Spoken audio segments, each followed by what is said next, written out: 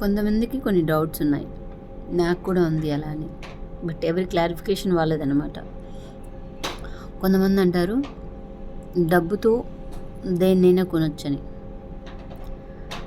కొంతమంది అంటారు డబ్బుతో కొన్నిటిని అసలేం కొనలేమని. ఆ కొన్నిట్లో ఏంటంటే నిజాయితీ, గౌరవం, మానవత్వం, ఇంకా సంస్కారం, విధేయత. కానీ నేనేమంటానంటే డబ్బుంటే వీటన్నిటిని కొనచ్చు. సపోజ్ మనం ఒక దగ్గర పని చేస్తున్నాం, మనకి ఇవన్నీ ఉన్నాయి. వాడు పెట్టే టార్చర్ అంతా మనం భరిస్తున్నాం కదా.